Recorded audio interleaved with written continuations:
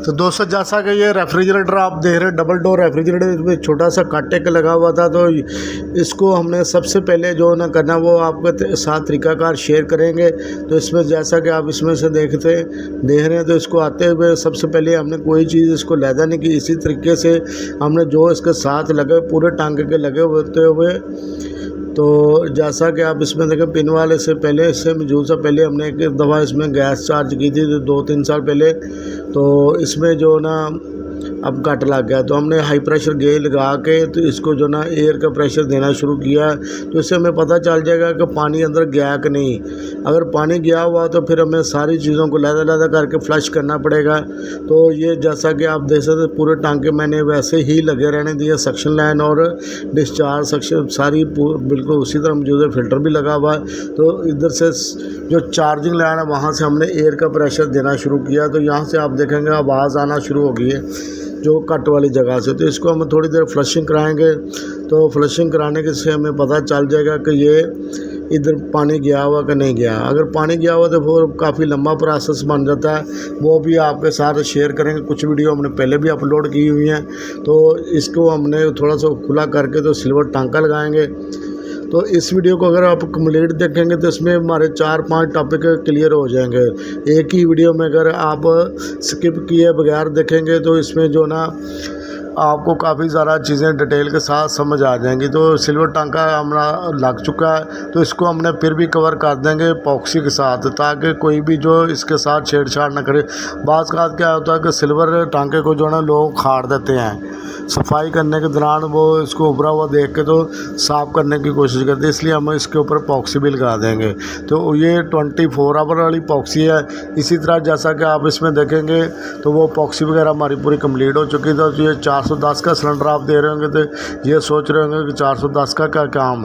तो इसको हमने पर्जिंग के लिए इस्तेमाल करना। हमारी फ्लशिंग सारे कुछ कंप्लीट हो चुका है। अब हमने लगाना फ़िल्टर लगाने से पहले जो ना आपने R22 से या R410 से के साथ इसको पर्ज कर लेना। ये दोनों टांके छोड़ के तो हमने जो ना दोनों तरफ से आप देखेंगे, एक तो आपको ये भी पता चल जाएगा ब्लॉकेज नहीं है।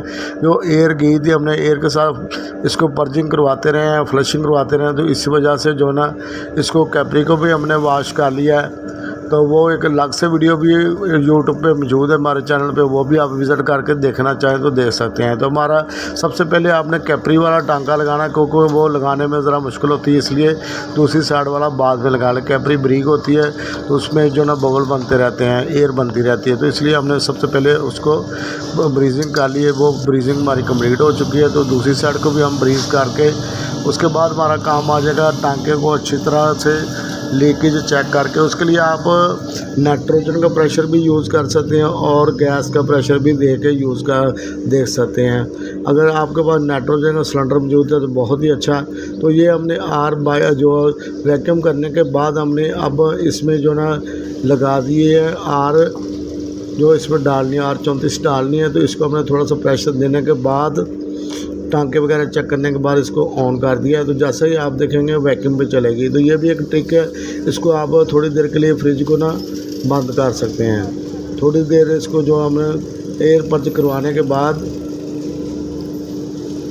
तो ये आप देख सकते हैं इसमें गैस आपने थोड़ी थोड़ी डालनी है, ज़्यादा नहीं डालनी, ताकि अगर कोई मसला मसाइल हो तो आपकी गैस ज़्यादा ज़ाया ना हो।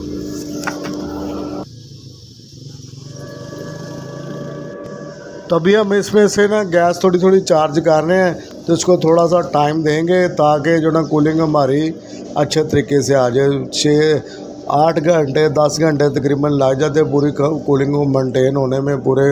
तो इसको हम क्या करेंगे, थोड़ी देर के लिए इसको आप बंद भी कर सकते हैं, ठीक है ना। इससे आपको टांके पूरे क्लियर हो जाएंगे कि हमारे टांके थोड़ी देर चलाने के बाद फ्रिज को ऑफ कर दें 5 मिनट में, तो गैस को वापस आने दें। तो जैसे ही हमने ये इसको चलाया को 10 से 15 मिनट हो गए हैं, तो कूलिंग आप ऊपर देख सकते कूलिंग आना शुरू होगी। इससे भी आपको क्लियर हो जाएगा कि कैप ऊपर स्प्रे हो रहा है और कोई ब्लॉकेज नहीं है। तो ये जो छुरी वाली फ्रिज होती है तो ये काफ़ी ज़्यादा सर दर्द होती है मकैनिक के लिए, तो उसमें जो है ना बहुत ज़्यादा मकैनिक का टाइम भी ज़ाया होता है, एनर्जी ज़ाया होती है। तो इसके लिए आप लाजमी तौर पे ये आपके साथ एक ट्रिक भी शेयर करेंगे। तो ये तरीक़ाकार आप अपना सकते हैं। थोड़ी सी गैस डालने के बाद, चलाने के बाद इसको फ्रिज को बंद कर दें। जैसे आप बंद करेंगे 5 मिनट के लिए तो दोबारा से सुई ऊपर वापस आना शुरू हो जाती है। तो इससे आपको क्लियर हो जाएगा कि हमारे पूरे जो सिस्टम बिल्कुल साफ़ है। तो इसको हम, जैसा कि आपने थोड़ी सी गैस डाली थी, इसको लीकेज को भी चेक कर लेंगे और उसके बाद हम इसको दोबारा से चला सकते हैं। वीडियो आपको लंबी ज़रूर लगेगी, लेकिन आप अगर गौर से देखेंगे और चीज़ों को समझने की कोशिश करेंगे आपके लिए बहुत ज़्यादा आसानी हुई, क्योंकि हम बहुत अपने एक्सपीरियंस बेस पे काम कर के हमारा तजर्बा हो गया, तो वही आपके साथ शेयर कर रहे हैं। तो जैसा कि आप देख रहे हैं, तो दोबारा से हमने इसको ऑन कर दिया, तो अब ये जो ना फ्रिज चल चुकी है। तो ये तरीक़ाकार भी आप ट्रिक आजमा सकते हैं। जैसा कि मैंने आपको बताया था कि 3-4 हम टॉपिक इससे एक ही वीडियो में आपके साथ शेयर करेंगे। तो दोबारा से चलाने के बाद हम इसको जो है ना, इसको गैस थोड़ी सी बढ़ा के इसका जो रिटर्न प्रेशर है 0 से लेकर 10 के दरमियान तक आ जाता है। R134 का तो टेम्परेचर हमारे काफ़ी ज़्यादा 40+ टेम्परेचर जा रहा है, जो बाहर का टेम्परेचर, जिस वजह से रिटर्न भी ज़्यादा थोड़ी सी आई जाती है। अगर फ़ैन वगैरह चल रहा हो या कूलर चल रहा हो तो रिटर्न डाउन आ जाती है। तो इसको हम कुछ देर चलता रहने देंगे।